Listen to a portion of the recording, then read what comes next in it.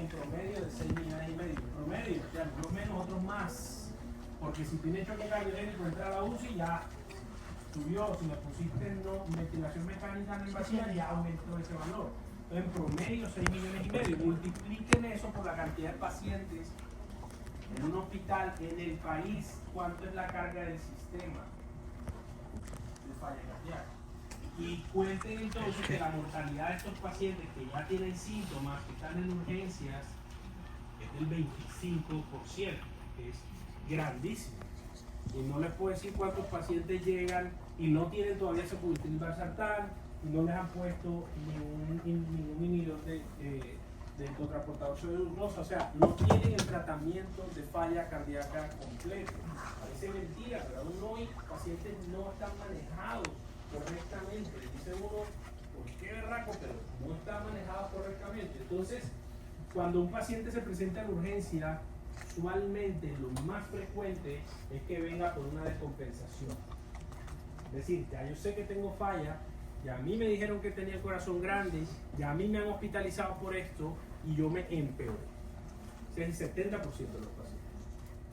El 20% vienen y dicen, no, yo me estoy ahogando, a mí nunca me había dado nada y ahora me estoy ahogando, y tú le haces los exámenes y es una falla cardíaca. El 5%, gracias a Dios, es una falla cardíaca en estadio terminal, es decir, son pacientes que vuelven y vuelven y vuelven y vuelven, y ya tú sabes que les pones el tratamiento, no mejoran, no aguantan, se hipotensos y que ya están básicamente requiriendo un trasplante cardíaco, que ese es el final, un trasplante cardíaco. Y el 5% nada más es el choque cardiogénico, es decir, los pacientes realmente graves que tienen mucho soporte. Mucho soporte. Entonces, hay un continuo en la presentación de la falla cardíaca, y es que, como es un síndrome clínico, como tiene tantas características, puede presentarse de distintas maneras. Es lo que acabo de mencionarles, pero ahora voy a hacerlo un poco más clínico.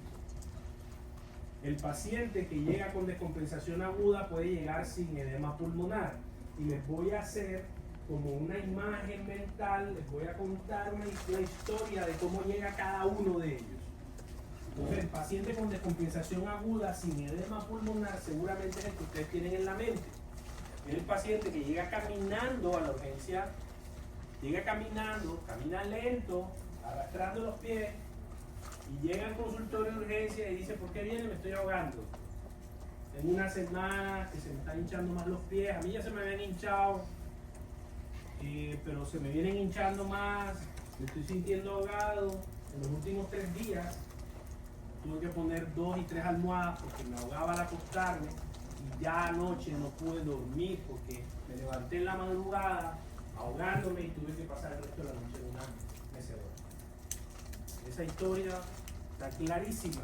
Este paciente llega sin edema pulmonar, llega saturando bien, llega sin requerimiento de oxígeno, o de pronto con algo de disnea, de pronto satura al límite y una canulita nasal es suficiente.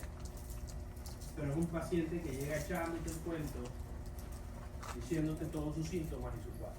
El paciente en edema pulmonar agudo no puede hablar. El paciente en edema pulmonar agudo llega a reanimación. Es un paciente que llega en franca falla respiratoria, está usando los músculos accesorios, eventualmente se le escuchan los crépitos en la boca. Este paciente eventualmente tiene la posición de trípode, las manos en las piernas y la cabeza arriba, tratando de respirar porque siente que se está ahogando. Y ese paciente no puede ni siquiera hablar, porque si te habla se ahoga. Así que ese no te echa el cuento.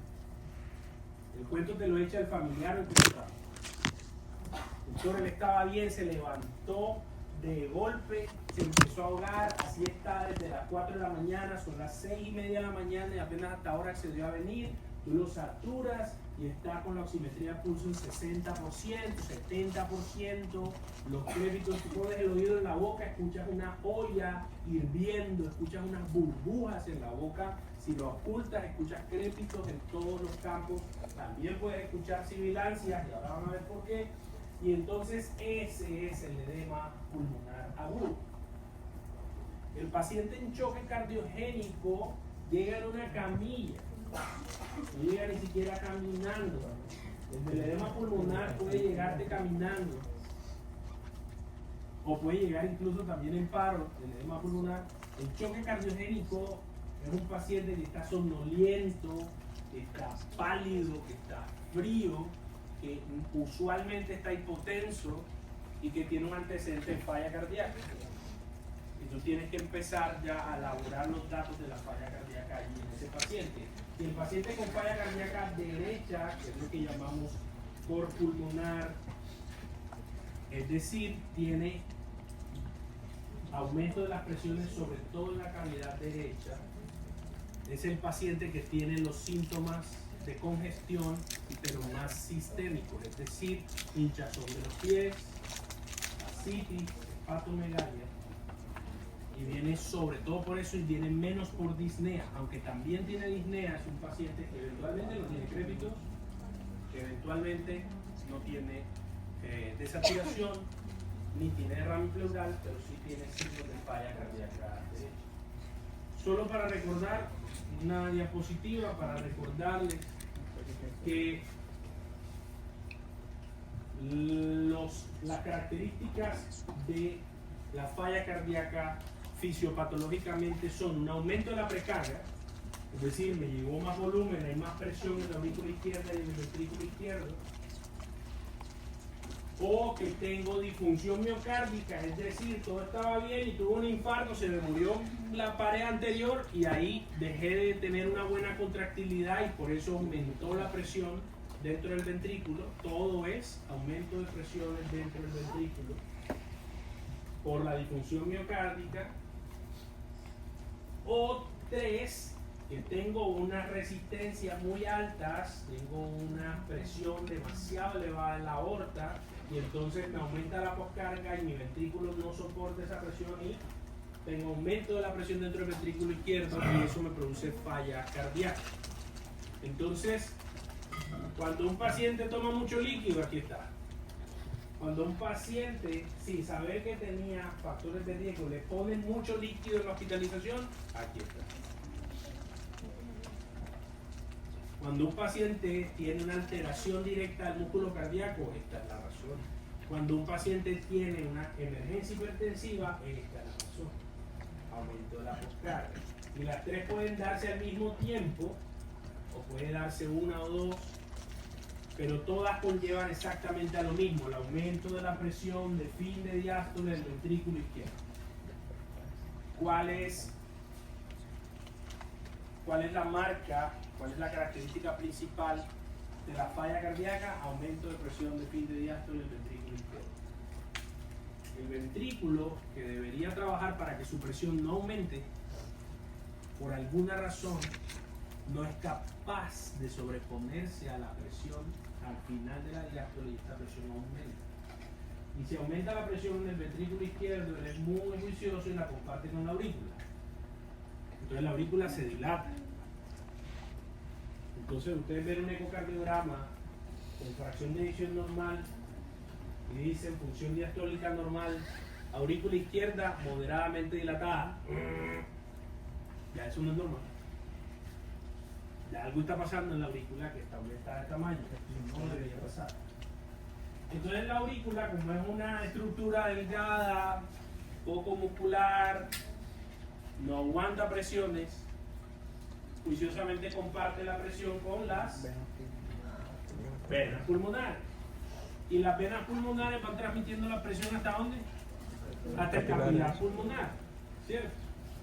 Entonces miren, esta es una diapositiva que suelo poner aquí en este punto porque miren, cuando tengo una función ventricular izquierda normal, la presión de fin de diástole aumenta, la presión en la aurícula izquierda y en el ventrículo izquierdo aumentan y eso aumenta la presión del capilar pulmonar y es lo que empezamos a llamar congestión. Congestión izquierda viene del ventrículo izquierdo, la congestión pulmonar es izquierda. Claro, cuando esto ocurre, como nosotros fuimos bien hechos, aguantando el uso y el abuso, la redistribución que los linfáticos hacen en el intersticio pulmonar es eficiente. Del capilar pasa al intersticio y en el intersticio los linfáticos la empiezan a sacar. Pero cuando la presión y la cantidad de volumen que sale al intersticio sobrepasa la capacidad de los linfáticos, entonces empieza a haber edema en el alveolo, es decir, líquido dentro del alveolo, y eso es lo que inicialmente produce la disnea. Miren cuando aparece la disnea, todo lo que ya ha ocurrido, todo lo que ya ha pasado. Y cuando esa presión en el capilar pulmonar sigue transmitiéndose, al otro lado del capilar pulmonar, ¿quién está? La arteria pulmonar. Y la arteria pulmonar está el ventrículo derecho. Y el ventrículo derecho tiene después a la aurícula izquierda. ¿Me van siguiendo o no? Entonces, aumenta la presión en el ventrículo de la aurícula y entonces tú tienes todos los signos de congestión. Edemas periféricos, ascitis, hepatomegalia, todos derechos. Y también tienes crépitos, derrame pleural, que son izquierdos. ¿Correcto? Entonces, aquí esta grafiquita para que no nos olvidemos de la semiología. Nosotros tenemos codificada en la mente que los crépitos son hallmark de la falla cardíaca, la característica principal de la falla cardíaca. Resulta que también aquí podemos ver sibilancias, porque si tú tienes edema intersticial y los bronquios están en el intersticio y los linfáticos colapsan parcialmente los bronquios, ¿qué vas a tener? Sibilancias. Entonces hay por ahí un término que se llama asma cardíaca, que usaban hace muchos años, pero que vale la pena siempre recordarlo para decirles que ustedes pueden tener un paciente con sibilancias y que todo lo que tenga sea falla cardíaca. Por supuesto, cuando el líquido ya entró al alveolo, ahí sí vas a tener crépitos. Pero mientras el líquido esté en el intersticio, vas a tener sibilancias. N pacientes con inhaladores catalogados como asma o como broncoconstricción, finalmente realmente son falla cardíaca. No me quedó muy claro esa parte. O sea, la acumulación de líquido en el intersticio genera una broncoconstricción. La acumulación de líquido en el intersticio, que es el mismo sitio en donde está la pared bronquial, que está en el intersticio, puede llevarte a compresión de la pared bronquial o incluso a edema de la pared bronquial. Hay unos signos en la placa de tórax incluso que hablan de edema de la pared bronquial. Y eso disminuye la luz del bronquio y eso es lo que te produce las sibilancias. Ok, como tal no se genera una broncoconstricción, sino que no la es acumulación del líquido presiona. Exacto, porque no es un mecanismo inflamatorio en el bronquio como si lo es el asma. Entonces ustedes hacen una placa y ven esto. ¿Qué ven allí? Ven unos hilios que no están bien definidos. Ven unas líneas, una trama vascular que sale del centro hacia la periferia. Entonces, esa es una radiografía clásica típica de un edema pulmonar intersticial. Tienen una serie de trama vascular desde el ilio hacia la periferia. Esa es una placa típica de insuficiencia cardíaca aguda. Entonces Framingham siempre ha hablado de estos criterios clásicos, clínicos. Lo más importante, los mayores, disnea paroxística nocturna. Entonces usted tiene que preguntar bien, tiene que definir bien si es ortornea o si es disnea paroxística nocturna o qué es. Tiene que saber cuáles son las otras enfermedades que dan disnea paroxística nocturna. Tiene que evaluar si tiene crépitos o no, si hace un episodio de agudo o no, si tiene cardiomegalia, tercer ruido, irritación yugular, aumento de la presión venosa, que es muy parecido a la irritación yugular, reflujo hepatoyugular, pérdida de peso luego del tratamiento. Los menores ahí están. Uno de los menores que siempre veo, es impresionante, es la tos nocturna. Es tremendo. Y que me cae una tos y le ponen antibióticos y es falla cardíaca. ¿Sí? Y es una tos nocturna principalmente. Esta es otra radiografía bastante característica de falla cardíaca. Miren,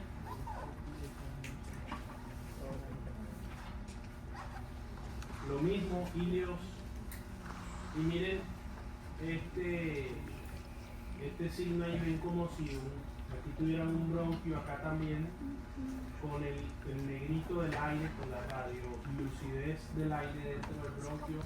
Este es el signo del manguito peribronquial, eso es típico de falla cardíaca. La radiografía de tórax. Bien, entonces, ¿qué dice la guía? La guía dice, ¿usted cree que tiene una falla cardíaca aguda? Ok, esto es lo que debe hacer. Haga un examen físico, una historia clínica, enfocados, sospechando en la falla cardíaca, e inmediatamente haga esto: electrocardiograma, pulso oximetría, ecocardiografía. ¿Ustedes hacen ecocardiografía? Sí. ¿No? La guía dice que si usted va a evaluar una falla cardíaca aguda hay que hacer ecocardiografía. Entonces, solo para ponerlos a pensar. Laboratorios iniciales, placa de tórax, ecografía pulmonar, ultrasonido pulmonar. ¿Ustedes hacen ultrasonido pulmonar? Bueno, tienen una clase de ultrasonido pulmonar. ¿Sí? Y hacer otras evaluaciones específicas. Claro, si yo creo que el paciente tiene un infarto porque pierde troponina, y luego, entonces fíjense, pídale péptidos natriuréticos. Miren esto, ¿ah? Entonces ustedes piensan en falla y van de una vez al péptido natriurético. Resulta que antes hay que hacer estas cosas. Porque el electro me da información importante, que me dice si es un infarto o no es un infarto. Y yo tengo que tratarlo diferente, de manera emergente. Tengo que evaluar la pulsoximetría porque tengo que saber si tengo que ponerle oxígeno o no, si es un edema pulmonar lo tengo que llevar a reanimación o no. Tengo que hacer ecocardiografía porque hay un gran diagnóstico diferencial en cuanto llega un paciente a urgencias y es que tengo un derrame cerebral, un derrame pericárdico, un taponamiento cardíaco, y eso si usted le pone diurético, básicamente puede matar al paciente. Entonces, es importante, si no está diciendo ecocardiograma formal, después lo va a poner, mira, ecocardiografía formal, completa, ampliada, profunda, detallada.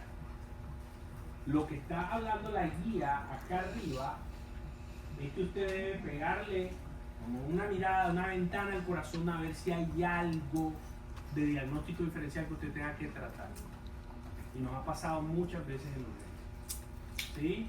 Hemograma, si tiene una anemia, piensa en un cor anémico, placa de tórax, evalúa si tiene ramas pleurales que estén colaborando con esto. Entonces, toda esta evaluación clínica, esto les compete a ustedes, que son médicos, que seguramente van a ver de primero a un paciente con sospecha de falla cardíaca. Claro, hay que pedirle los péptidos, y entonces ahí los péptidos tienen unos cortes. Recuerden, bueno, ustedes están en un hospital universitario en Soledad, Atlántico, Colombia, Suramérica. Ustedes tienen la fortuna de tener péptidos natriuréticos acá, pero es probable que a donde vayan no haya péptidos natriuréticos en todo lugar. Así que no pueden confiar únicamente en los péptidos. Lo que es importante es que los péptidos descartan la falla cardíaca. Y dependiendo de los valores, algunos confirman la falla cardíaca. Entonces, si tú tienes todo lo anterior que te grita falla cardíaca, pero los péptidos te salen negativos, no pienses en falla cardíaca. ¿Alguien recuerda por qué los péptidos se producen? Entendí perfectamente. Dilatación del ventrículo derecho. ¿Por? Dilatación del ventrículo derecho. Dilatación, no. Por aumento de la presión, sí. Tú puedes tener aumento de presión y no está dilatado. Entonces, aumento de las presiones dentro de las cavidades producen péptido natriurético. Y lo que quiere hacer el péptido natriurético básicamente es eso, es la natriuresis. Porque se supone que si tengo aumentada la presión es porque tengo mucho volumen, y si yo saco volumen, disminuyo presión. ¿Sí? Entonces, eso es lo que hacen los péptidos natriuréticos. Por tanto, si tú tienes péptidos negativos, básicamente descartas falla cardíaca. Pero ojo, descartas falla cardíaca, descartas dilatación de las, descartas aumento de las presiones en cavidad. Pero un TEP también te produce aumento de las presiones. Por eso hay que hacer ecocardiografía, porque la ecocardiografía te evalúa el perfil del paciente con falla cardíaca. Entonces, aquí un resumen de cómo saber si mi paciente con disnea en la urgencia tiene falla cardíaca. Voy rápido en esto. Esto es algo que no es nuevo. Miren, esto salió publicado en el 2005. Este año tiene 20 años y sigue siendo súper actual, súper útil. Eventualmente no lo conocen, no lo han visto. Y esta es una revisión de JAMA de evidencia de diagnóstico basado en evidencia. Pues si creían que solo en sexto se veía algo de salud basada en evidencia, tienen la infortuna o fortuna, no sé, de que yo soy epidemiólogo clínico, así que conmigo hay mucha, basada en la evidencia, muchos LRs, mucho valor predictivo, mucha sensibilidad, mucha especificidad. Y miren esto, un paciente con disnea que tenga historia de falla, historia de infarto o historia de enfermedad coronaria, miren las especificidades y los LR. El LR decente más de 10. O sea que por antecedentes yo no puedo diagnosticar falla cardíaca. Paciente con disnea en la urgencia con antecedente de falla no es suficiente para diagnosticar falla aguda. ¿Qué pasa con los síntomas? Bueno, si tienes disnea paroxística nocturna, ortopnea o edema, vamos a ver, miren las especificidades y miren los LR, 26, 22, 21, 0. No puedo confirmarla, menos descartarla. No puedo hacerlo, no es suficiente la capacidad diagnóstica de estos signos, de estos síntomas, perdón. Vamos con los signos. Tercer ruido, reflujo hepatoyugular, distensión yugular, crépitus. Miren las especificidades, el único allí que me llega por ahí es el tercer ruido. A ver si lo que escuchan es un tercer ruido. Si alguna vez han escuchado el tercer ruido, pero si es un tercer ruido, entonces el LR es de 11 y sería lo único que podría confirmar en el examen físico falla cardíaca. El resto no es suficiente. El reflujo hepatoyugular ayuda muchísimo, pero no es suficiente.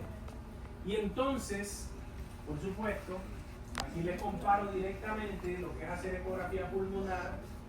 Miren el LR y miren el LR negativo. Es decir, si está presente las líneas B, que son estas líneas, hablaremos más en detalle en la clase de ecopulmonar, estas líneas verticales que salen de la pleura en la ecografía pulmonar, estas linecitas, este detalle, tiene un LR de 11 para el diagnóstico de falla y tiene un LR negativo de 0.07 para descartar falla. Entonces, yo creo que esto es supremamente necesario. Se tiene que aprender a hacer ecografía pulmonar porque ayuda en el abordaje de la disnea, de la falla respiratoria en urgencia. Miren, así se ven las líneas B. Además, si tú haces POCUS, tú puedes ver el corazón y puedes evaluar la función del ventrículo izquierdo, incluso puedes predecir la fracción de eyección sin necesidad de evaluarla. Y la evidencia dice que se puede hacer tan bien como un cardiólogo. No estoy diciendo que nosotros hacemos ecocardiogramas y que reemplazamos al cardiólogo. Estoy diciendo que hay unas evaluaciones en las cuales tú puedes ser tan preciso como el cardiólogo para saber si tiene mala función ventricular o buena función ventricular. Y por supuesto puedes mirar otras causas de falla cardíaca. Entonces, si hablamos del diagnóstico de falla aguda en urgencias, los crépitos y los edemas definitivamente no son lo que nos van a dar el diagnóstico, pero si tú sumas línea B, S3 y los síntomas, vas muy bien apuntado al diagnóstico de falla cardíaca. Muy bien apuntado, porque la evidencia de estas tres cosas juntas es bastante fuerte. Solo las líneas B podrían diagnosticarte la falla cardíaca. Ahora la pregunta no es si tiene falla, ahora qué perfil de falla tiene mi paciente. Ustedes esto seguramente ya lo han visto.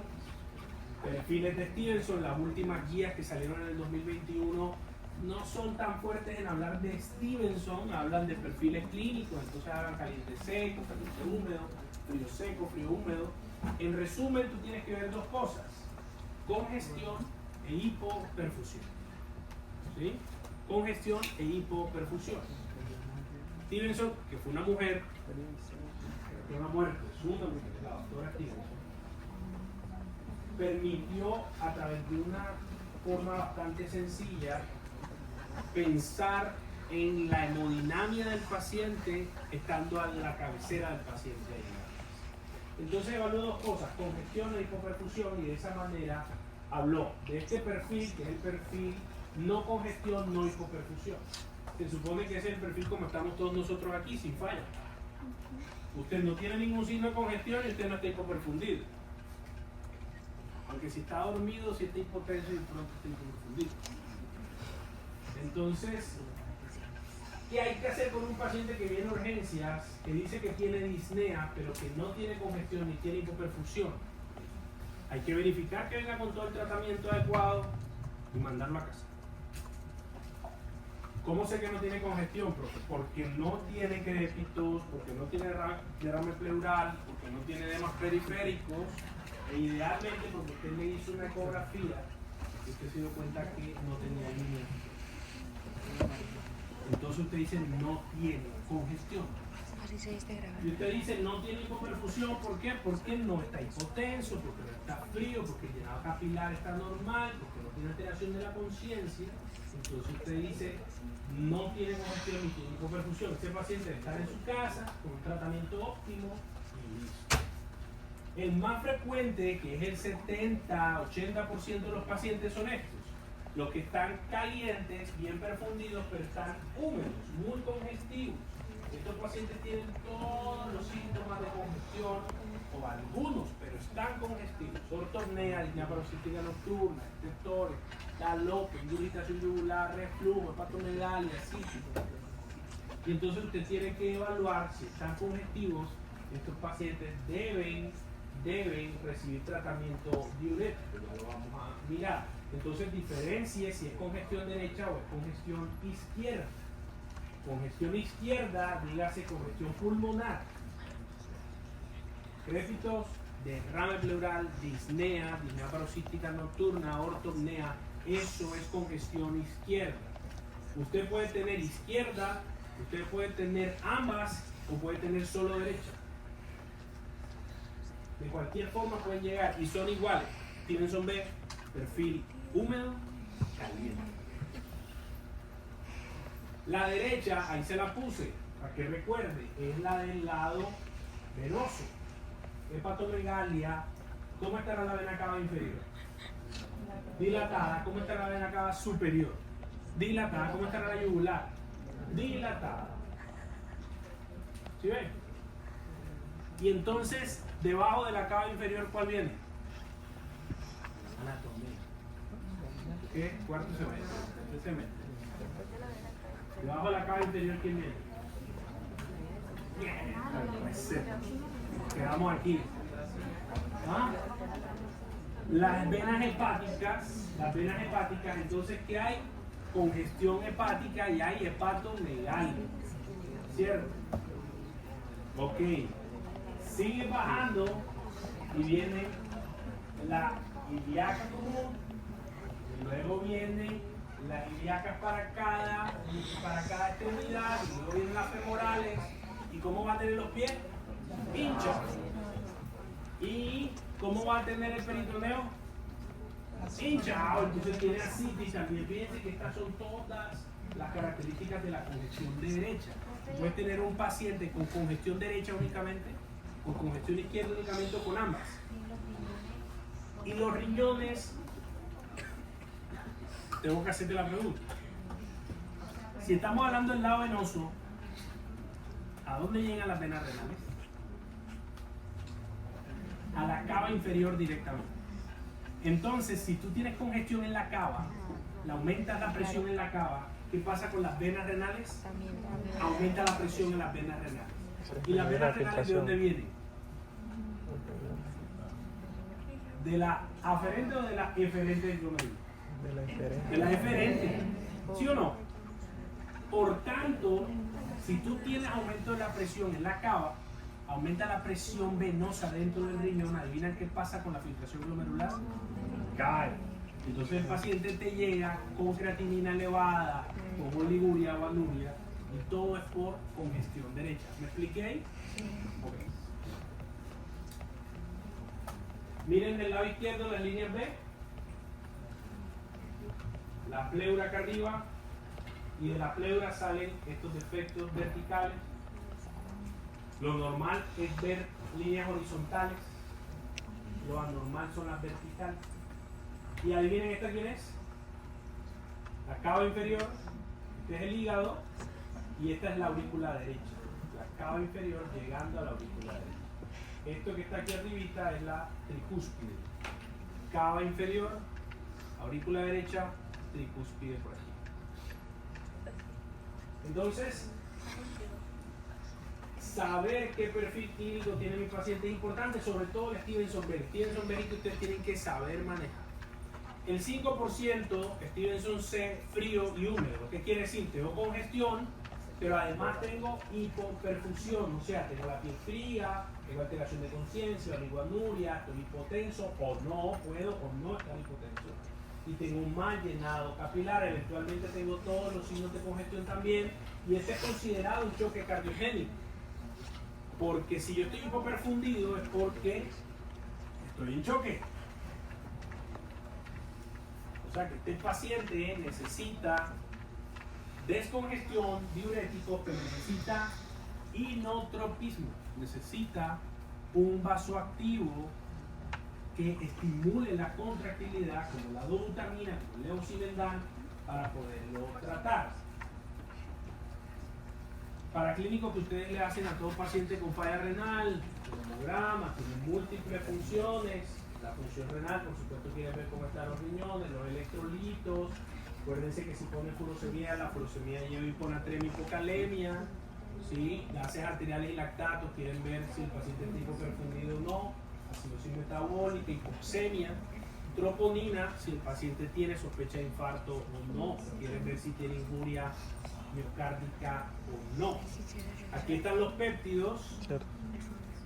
Miren, los péptidos solos en global no tienen una muy buena LR positivo, es decir, no ayudan a confirmar, pero sí ayudan a descartar, ¿sí? Y estos son valores que utilizamos aquí, en general son los mismos valores para todas las pruebas de NT-proBNP y de PNP, ¿sí?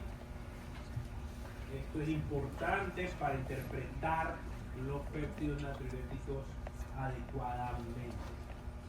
Miren los valores para confirmar diagnóstico, confirmar. Estos son para excluir y estos sugieren.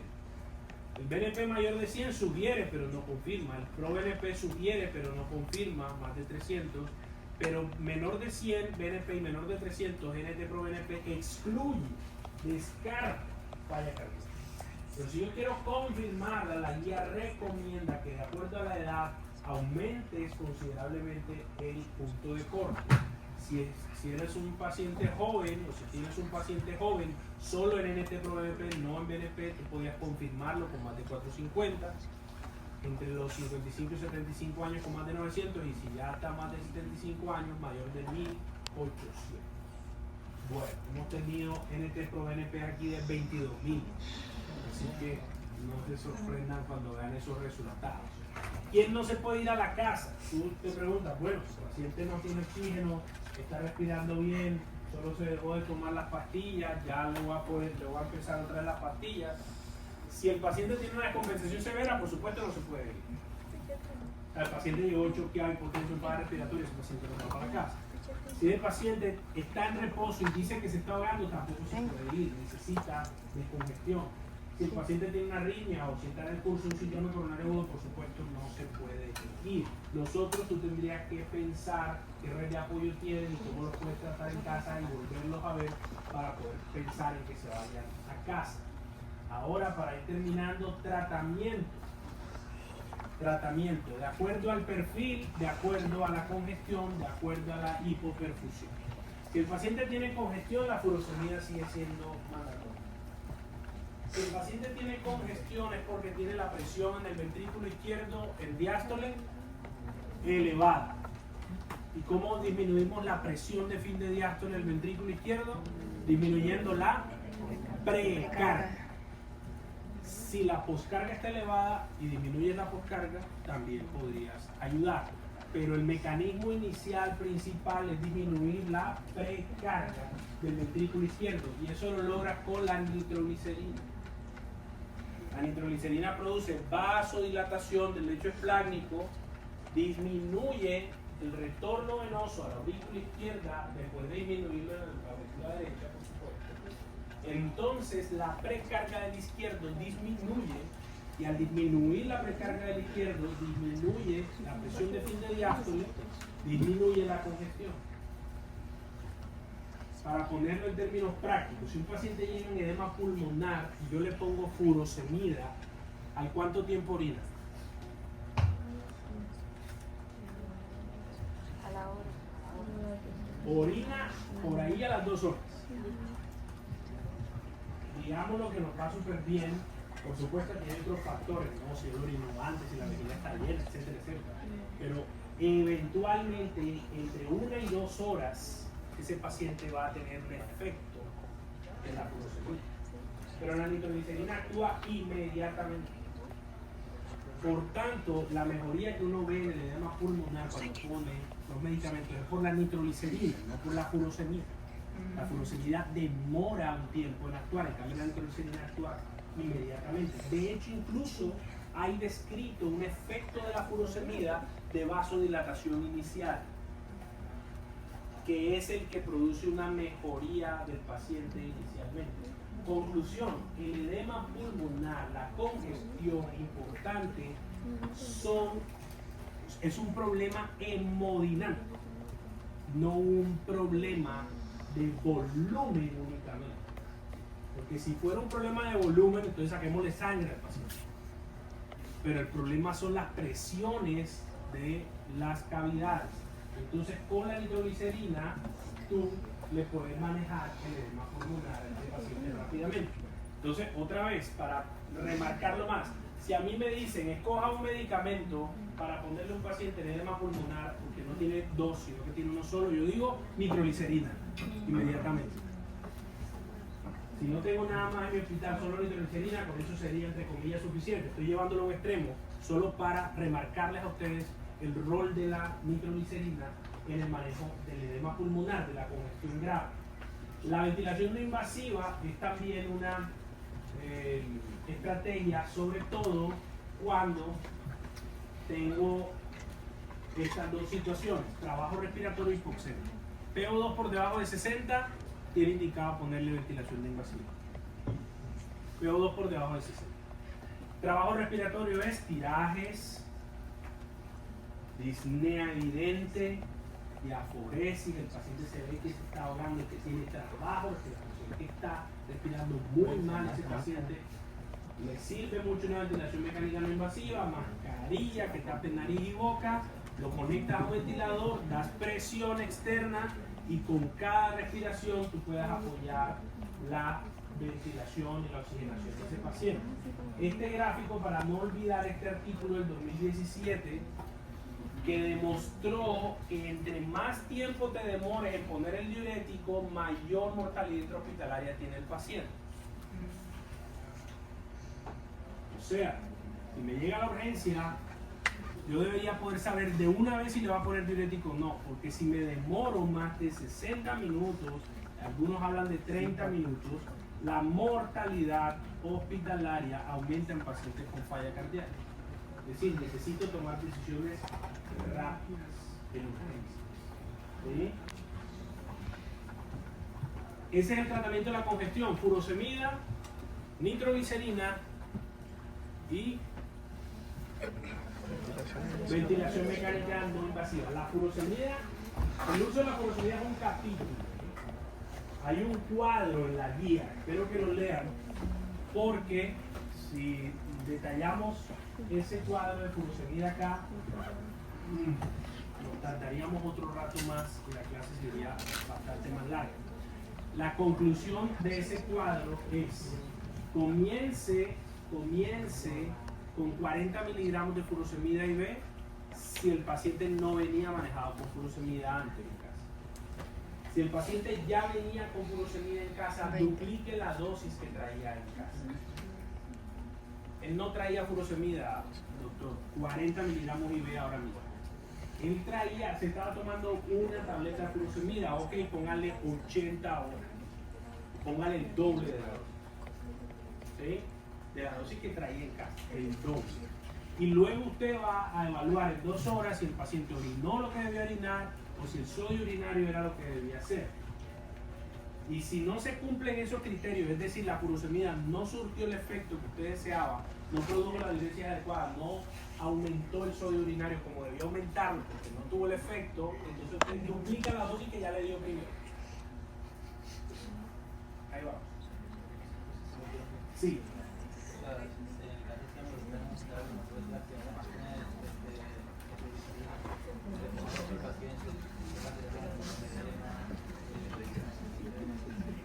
Nada, eso no lo evalúas todavía porque no ha pasado tiempo suficiente para que lo pueda evaluar. Lo único que evalúa inmediatamente es el sodio urinario y la diuresis. ¿Cómo se haría?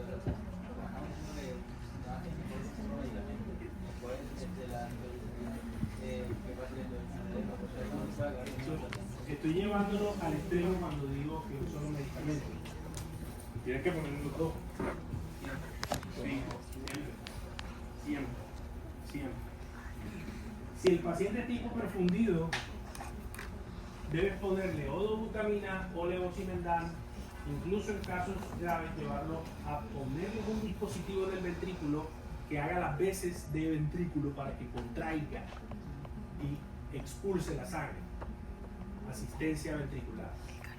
Dobutamina o levosimendan, de estos dos, lo que más usamos es dobutamina, es el que tiene evidencia y es el que podemos utilizar en urgencias sin ningún problema.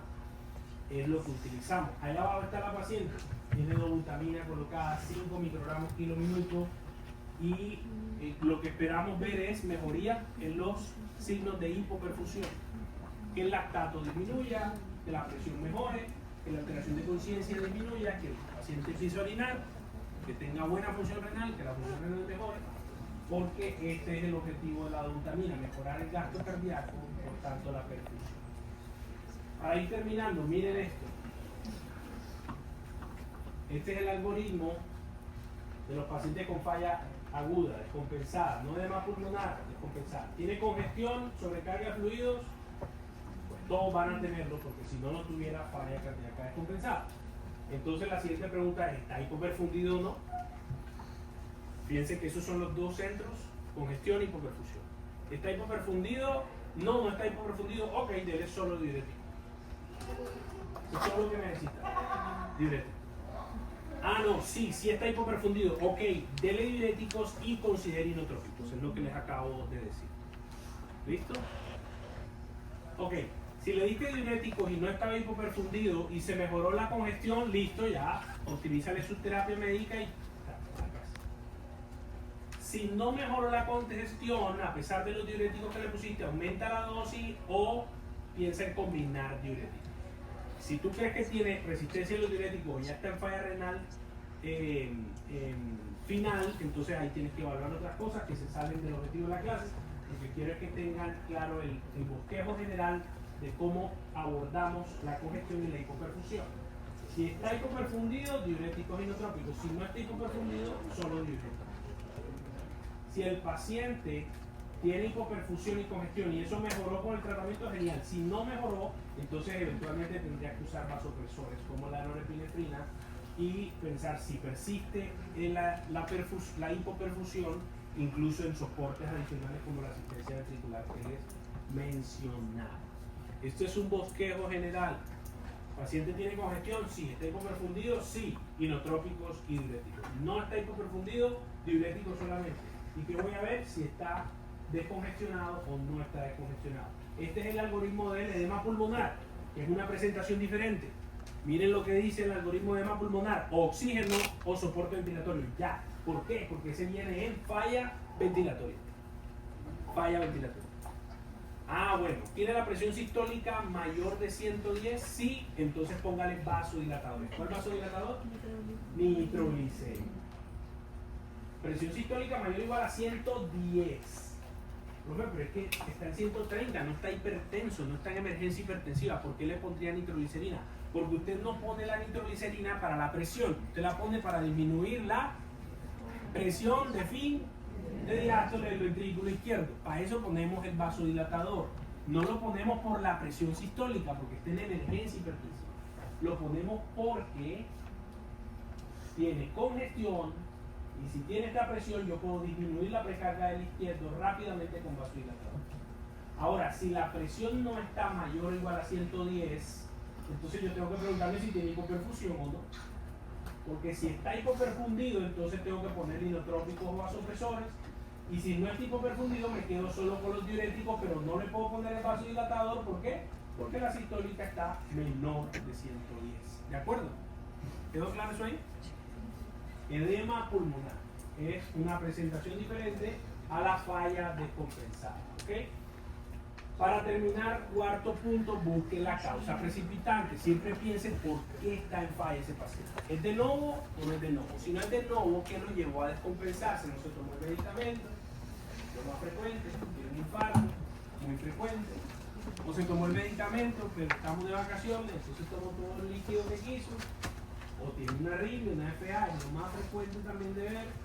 Tiene una crisis hipertensiva, o tiene una infección, o está en sepsis y el paciente descompensó la falla cardíaca. Otras cosas pueden ser el taponamiento cardíaco, la anemia, el hipertiroidismo o el mismo deterioro de la función renal. Entonces, para concluir, diagnostique bien la falla cardíaca. No es que yo esté haciéndole propaganda, pero use poco. Diagnostique bien la falla cardíaca, haga un buen interrogatorio, evalúe bien los signos y síntomas. Luego ayúdese con lo mejor que pueda. Si lo que tiene es un péptido natriurético, ok, con eso. Haga un buen examen físico, mire si tiene reflujo hepatocelular, si tiene celular, si tiene MS3. Si no tiene nada de eso, pero eventualmente no lo tenga, entonces necesitas una ayuda diagnóstica muy buena. Ojalá tengas ecografía pulmonar a la mano, ¿sí? Y puedas mirar si tiene líneas B o tengas un péptido natriurético. En todo caso, haz un buen diagnóstico de la falla con lo que tengas, para que luego puedas clasificarla bien. ¿Cómo está la congestión? ¿Cómo está la hipoperfusión? ¿Está congestivo? Entonces le hago manejo de congestivo. ¿Está hipoperfundido? Entonces le hago manejo de la hipoperfusión también. Y ahí es donde tú debes decidir si le pones solo furosemida, o si necesita nitrato más puro, o si es dobutamina lo que necesita, o si necesita ventilación invasiva porque está en falla respiratoria. Cada uno con su criterio. Y finalmente busca la causa precipitante siempre. ¿Preguntas, dudas, comentarios? ¿O ya están lo suficientemente cansados?